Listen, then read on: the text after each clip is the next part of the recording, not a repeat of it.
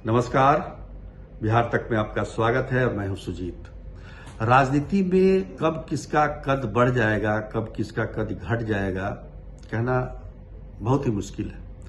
ये समय, काल और राजनीतिक परिस्थितियों पर ही निर्भर करता है। अब देखिए ना, पिछले 5 महीने से पशुपति कुमार पारस, पूर्व केंद्रीय मंत्री और राष्ट्रीय लोक जनशक्ति पार्टी के राष्ट्रीय अध्यक्ष पशुपति कुमार पारस को कोई राजनीतिक दल पूछ नहीं रहा था। लेकिन अचानक देखिए, सोमवार को उनकी मुलाकात भारत के गृह मंत्री अमित शाह से हो जाती है। पशुपति कुमार पारस के साथ साथ उनके भतीजे प्रिंस भी साथ में होते हैं। पर 5 महीने पहले क्या हुआ था? 5 महीने पहले जब उन्होंने देखा, पशुपति कुमार पारस ने, कि एनडीए में उनको जगह नहीं मिल रही है और उनके बदले उनके भतीजे चिराग पासवान को जगह मिल रही है, तो इस गुस्से में उन्होंने मंत्रिमंडल से इस्तीफा दे दिया। मोदी सरकार के मंत्रिमंडल से इस्तीफा दे दिया। पिछले 10 सालों में ये पहले मंत्री हैं जिन्होंने मंत्रिमंडल से इस्तीफा दिया। आमतौर पर मोदी मंत्रिमंडल से मंत्री हटाए जाते हैं, इस्तीफा कोई नहीं देता है, लेकिन इन्होंने विरोध में इस्तीफा दे दिया। और उस समय लोकसभा का चुनाव लड़ने का भी उन्होंने बयान दिया था कि हम लड़ेंगे। तो इस बीच में मतलब उनकी राजनीति एकदम गौन हो गई थी। सोचिए, एक समय चिराग लोक जनशक्ति पार्टी को 2 फाड़ कराया गया था, जिसमें 5 सांसद उनके साथ थे और केंद्र में मंत्री भी थे, केंद्रीय मंत्री भी थे। और उनको लगता था कि बीजेपी उनको तवज्जो देगी चुनाव में, क्योंकि सांसद उनके साथ हैं। लेकिन न तो बीजेपी ने तवज्जो दिया, सांसदों ने भी साथ छोड़ दिया, वो भी कहीं से चुनाव नहीं लड़ पाए। तो स्थिति यहां तक आ गई थी। बीजेपी तो नाराज थी। बीजेपी इसलिए नाराज थी कि उन्होंने इस्तीफा क्यों दिया, उनको धैर्य रखना चाहिए था। लेकिन चूंकि उनका भी रिएक्शन था, उन्होंने इस्तीफा दे दिया। पर अब जो है बीजेपी उनको हाथों हाथ ले रही है। ऐसा क्यों भाई? इसकी शुरुआत होती है 21 अगस्त से, जब बिहार के प्रदेश अध्यक्ष बीजेपी के दिलीप जायसवाल उनके घर पटना आवास पर जाते हैं, उनसे मिलते हैं और बड़ी उनकी प्रशंसा करते हैं।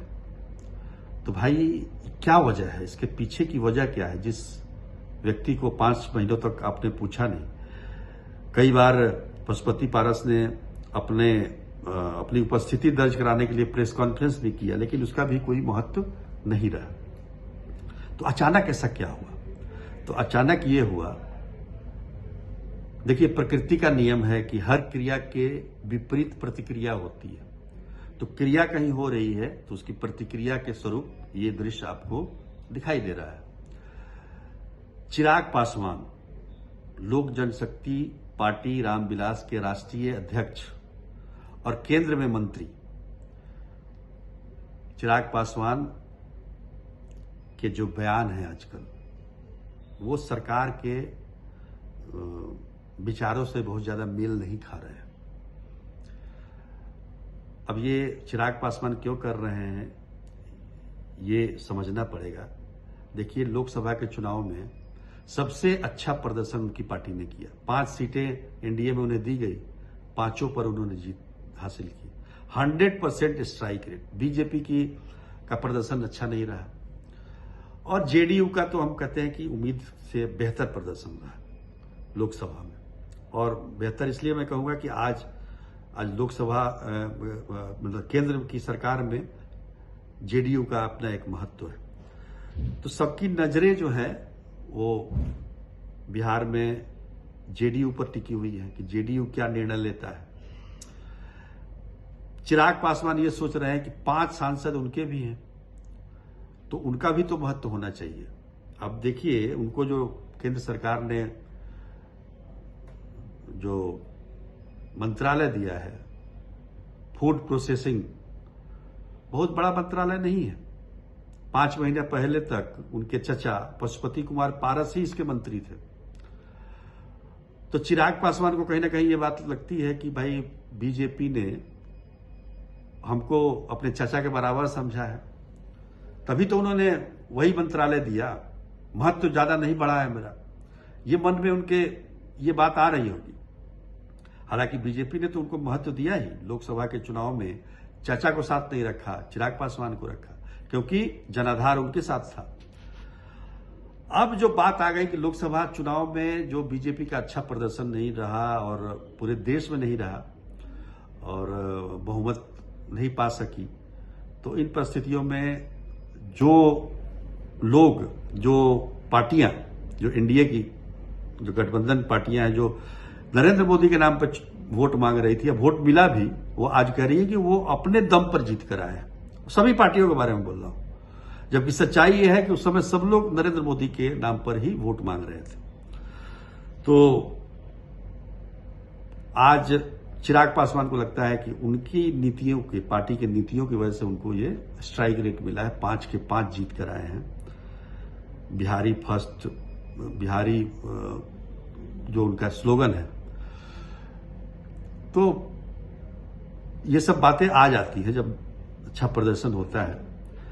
अगर ये विभाग उनको कोई अच्छा मिल जाता है, उनके पिताजी को अच्छा विभाग मिला करता था, रेल, संचार, ये खाद्य, जो ये कहते हैं, तो बहुत सारा जो मतलब पब्लिक से जुड़ा हुआ विभाग उनको मिला करता था। चिराग पासवान को भी कहीं ना कहीं खाद्य आपूर्ति, हाँ, रामविलास जी को खाद्य आपूर्ति का, देखिए पूरे देश में खाद्य आपूर्ति का एक बहुत बड़ा महत्व है। तो चिराग पासवान के मन में था कि कहीं ना कहीं उनको इस तरह का महत्वपूर्ण विभाग मिलेगा, लेकिन बीजेपी ने उनको बस अपने चचा के समान ही समझा। फूड, ये मतलब खाद्य प्रसंस्करण विभाग दे दिया, फूड प्रोसेसिंग, तो ये भी कहीं ना कहीं चिढ़ है। तो अभी जो भी चीजें हुई हैं, चाहे वो सुप्रीम कोर्ट का अनुसूचित जाति में उपजाति का जो वर्गीकरण करने की बात है, हालांकि केंद्र सरकार उसके पक्ष में नहीं है, फिर भी चिराग पासवान ने अपना बयान दिया। उसके बाद आप समझिए कि वक्फ बोर्ड संशोधन पर भी उनका बयान जो है बहुत मेल नहीं खाता है। लेटरल एंट्री पर भी उनका बयान सरकार से मेल नहीं खाता। हालांकि ये सभी विषयों पर सरकार बैकफुट पर आ चुकी है, चूंकि सरकार के पास बहुमत नहीं है। तो इन सब चीजों को देखते हुए बीजेपी ने चिराग पासवान के काट के रूप में उनके चचा को फिर से झाड़ फूंक के खड़ा कर रही है, और यही कारण है कि उनको इतना तवज्जो मिल रहा है। तो प्रकृति का नियम है कि क्रिया होती है तो उसके विपरीत प्रतिक्रिया भी होती है। अब देखिए कि अमित शाह मिल रहे हैं उनसे, जीतन राम मांझी, उन्होंने आज बयान दिया है कि वो भी पशुपति कुमार पारस से मिलेंगे। जीतन राम मांझी का तो जो दलित आरक्षण के मामले पर कुछ मतभेद भी हुआ था, दोनों के बयान एक दूसरे से भिन्न थे। जीतन राम मांझी उसके पक्ष में थे और चिराग पासवान उसके विरोध में थे। तो निश्चित तौर पर जो स्थितियां बन रही हैं, अब देखिए एक चीज चिराग पासवान को भी ध्यान रखना होगा कि 5 महीने पहले तक उनके चचा जिस विभाग के आज वो मंत्री है उस विभाग के मंत्री थे और 5 सांसद भी उनके साथ थे। चिराग पासवान अकेले पड़ गए थे, लेकिन आज ठीक उल्टा हो गया। तो समय बदलते देर नहीं लगता है। तो काफी कुछ राजनीति में नफा नुकसान देखना पड़ता है। चिराग पासवान की भी मजबूरी है कि उनको भी दबाव बना के रखना है। एक तो अपना महत्व बढ़ाना है, दूसरा क्या है कि अभी झारखंड में विधानसभा का चुनाव है, वहां भी वो चाहते हैं कि गठबंधन हो, नहीं होगा तो पूरे सीटों पर लड़े, 28 सीटों पर लड़ेंगे। बिहार में भी अगले साल होना है। अगर वो चुप रहेंगे, कुछ बोलेंगे नहीं, तो चुप, जो बच्चे चुप रहते हैं, मतलब रोते नहीं हैं, वो तो उसको तो माँ भी दूध नहीं पिलाती है, ऐसा कहा जाता है। तो इसलिए भी राजनीति में इस तरह की बातें होती हैं।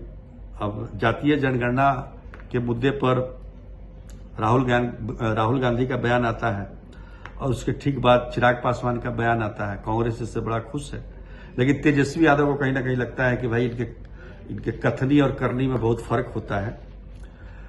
तो सब लोग अपना अपना राजनीतिक कद ऊंचा करना चाहते हैं। कोई बोल के करना चाहता है, कोई किसी के क्रिया से हो जाता है। और अभी तो समय है, बहुत सारा बहुत चीजें अभी सामने आएंगी, लेकिन चिराग पासवान को भी फूक फूक कर कदम रखना होगा और ध्यान रखना होगा कि कहीं फिर से लोक जनशक्ति पार्टी का वो हाल ना हो जाए।